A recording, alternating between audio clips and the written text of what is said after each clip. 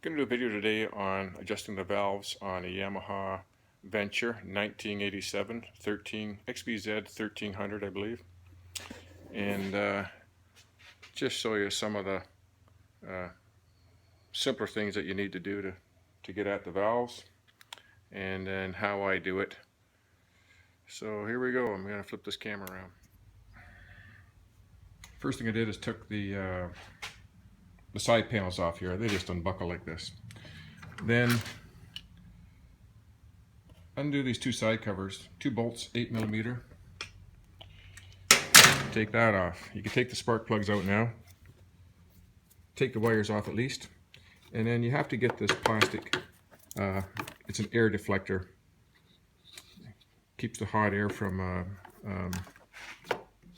heating your legs up and everything, I guess, as well too, and heating the carburetors up.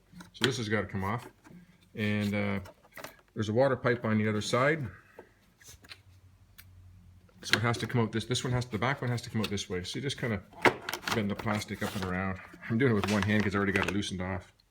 But you can see the slot there for the water pipe. So this one comes out this way. And then the front one, the slot's on this side, so it has to come out the other way for the front water pipe. So I'm just going to push it up there.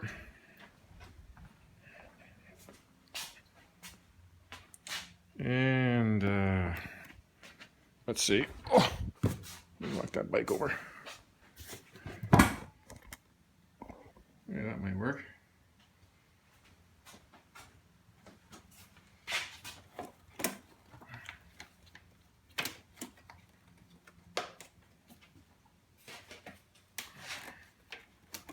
This is the advantage when it's on the ground. You can lift that up.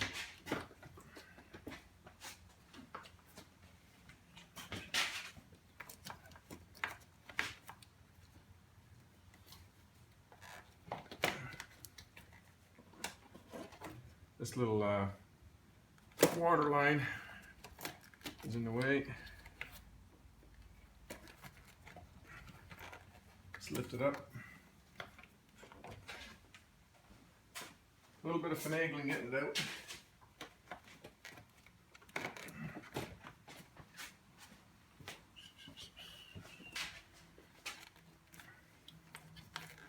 Got it in there, you gotta be able to get it out. There we go, get that out there.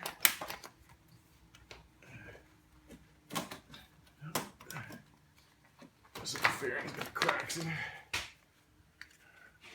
There's the slot I'm talking about, so it has to come out this way.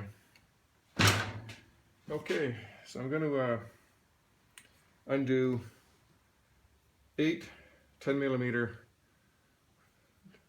bolts on the top of each head, and they got a rubber washer under them, and I've got a ratcheting 10mm wrench that's ideal for doing this kind of stuff. I bought it specifically for working on bikes. You can get it underneath the heads, and I'll do one and then I'm going to shut you off if I can find it.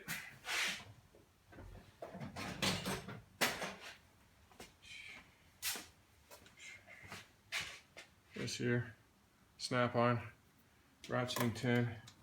It's ideal for these.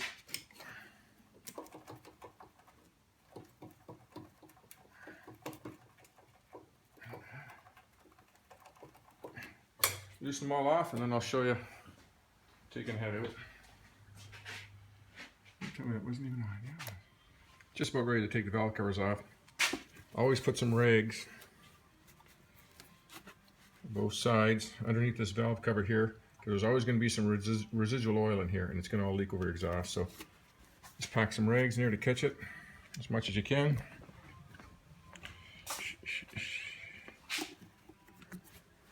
Right in here, and the same with the front. Pack some rags in here on both sides before you pull those off.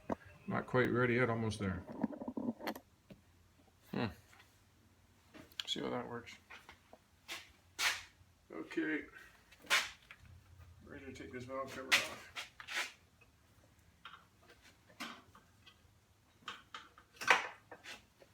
Covers have to come off the same way as the air deflectors because of that water pipe. And what a pain.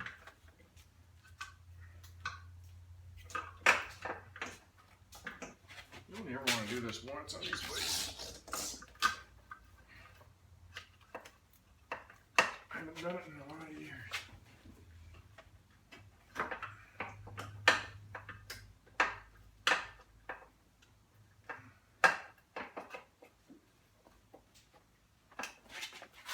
Just got to get over the timing chain and the gears, and it's often easier if the gasket stays on the head, and then it comes off a lot easier. And that's probably the way I'm going to put it back together. This one was leaking a little bit. There was a little leak. I cleaned it up, but it was leaking oil down here, so I'm going to either replace it or re-glue it. So there's the back one. And see if I get the front one on.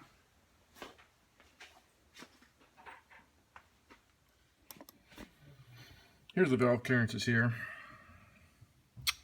4 to 6 thou for the intake valves, 6 to 8 thou for the exhaust valves. And that's pretty much the same for the original ones in '83, the 1200s, the VMAXs. Those clearances are pretty much the same for all these engines, right straight through. So we pull off the 2 screws here in the side cover. Take that off. Make sure you pop out this washer. Don't lose that washer. That was an upgrade in 1983-84. The stators were overheating, so by putting this in here, it made the splashing of the oil onto the stator and kept it a little bit cooler. So that was an upgrade in the early production models. I'm not sure if I got that on camera, that one. So turn this engine over. You want to turn over in the same direction as the engine rotates when running, and that's going to be counterclockwise. Now they say pull this plug out, line it up with top dead center, check the valves. Here's how I do it. It's just, if you put it top dead center, they're not necessarily at the lowest point of the lobes. So what I do is I start with a feeler gauge in here, and I slowly turn it until I can get it in. And I can feel the lowest point of the lobes when I get the right size feeler gauge in there. And then when I know that's the lowest point, then that's where I'm going to check for the clearances there. So I'm going to do one at a time. Whoa. So I checked this exhaust valve here and was able to get my 6 thou feeler gauge in it, rocking a little bit before, a little bit after. And the exhaust side is 6 to 8 thou. So I got it at its loosest point, tried to get in a 7 thou. I couldn't even get a 7 thou in. There's 4 valves per cylinder, so 2 exhaust valves, 2 intake valves. I couldn't even get the 7 thou in the back valve back there. The first one I could just barely get the 7 thou feeler gauge. It was a snug 7. So this clearance is 6 thou. This one's about 6.5 thou. And what I do is I draw a diagram in the manual, and I write down the clearances of every cylinder as I'm doing it, and I have it there forever if I have to do another tune-up the next time. And if I do take them out, I write down the number of the shims too. I'm sure I'm going to find 1 or 2 here that are going to need replacing. I'm suspecting this cylinder here I'm going to have some tight valves in. That's this one here. I'm a little leery of this one here. We'll get to that. Got all the clearances written down. This exhaust on, not sure what cylinder that is. But this was the only one that was even close. It was around 8 thou. One was maybe a little bit loose, 8 thou. I'm not going to change that. I'll have to show you on another bike how to pop the shims out and do that. This bike, they're all good. I'm not going to screw around with it.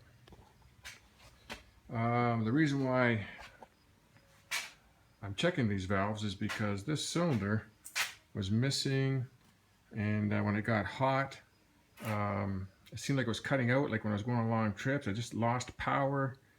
And today I started up, and this pipe at idle wasn't even working. When I revved it up, it would kick in. You could feel it kick in. The tack would jump up. So I'm looking towards the coil and spark plug boots. So I pulled the boots off, and the first thing I notice is, where are we? See if you can see in there. That resistor in there, the end cap on it is all bent over. And I checked the resistance on that.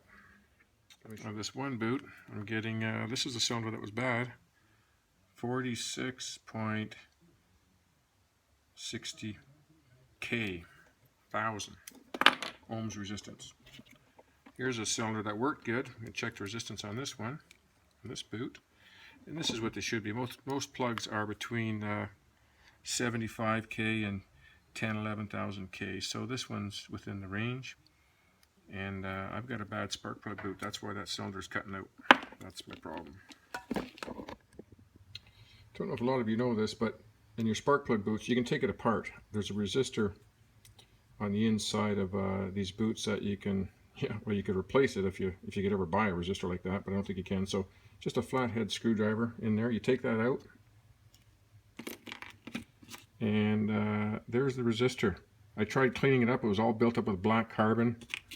So was the end of the nut. This is all black carbon. That causes resistance as well too. I think what happened is this screw had come loose over time, and the resistor had been vibrating and arcing in there, and it's fried it a bit because it's got too high of resistance. I tried cleaning it, checking resistance again, got a little bit better, but still 40,000 ohms. It's too high. Now, I don't have another boot or another resistor to put in there, so a lot of guys do this in their racing bikes. They don't want any resistance at all. They want the best spark, the strongest spark as possible. So they just take a little piece of metal, but I took a finishing nail, cut it to the exact same length, and I'm going to have no resistance in this boot. I know it's going to work. A lot of times they put the resistors in there is for the, so you don't pick up the static on the stereo. There's no stereo on this bike. I took it out. So I'm going to put that in there. Some people say it'll, may affect the computer, with not having a resistor in there. No, I read everything about it on racing bikes. Guys do it all the time. So I'm going to try this, and this is going to cure my problem. I can't get back to my Norton until I get this Venture Royale done. And I've got the valves all checked and set, and I got the spark plug boot fixed, and I fired it up. Still missing on cylinder number 1, and so I checked the coil. It's difficult to get at, but you can reach underneath here and check the resistance on the coil. It checked out good, so I unplugged the second coil and switched them around, and then I got this cylinder fired up, and it's working. So I know the coils are all good, but what's happened, before this bike started running really rough there the other day, and missing on this cylinder, my tachometer cut out, and my side stand actually has been acting up too, and I'm wondering if this is related to it. With this bad boot on here and arcing because of that resistor and not firing and running it like that for a while, I think I screwed up the CDI box. I'm pretty sure that's damaged the CDI box, because if I can switch the coils, then we know all the coils are good, and all the primary winding wires run back into the CDI box. So I went to the junkyard here the other day, motorcycle junkyard, luckily in town, and they had a couple of used ones there for 50 bucks. So it's really difficult to work on this bike. You got to pull the battery out, the battery box right out, and there's a flashlight. And you can see it. Where are we here? It's down there underneath that cross member. And I'm just going to undo the 2 plugs, plug in the new one, and make sure that's a problem. And then the difficult part's going to be getting that old box out. It's really difficult. You're supposed to take the whole fairing off to get the coils off. I'm not going to do that. I'm going to figure out a shortcut one way or the other. So that's where I'm at. I'm going to fire this thing up in the next video.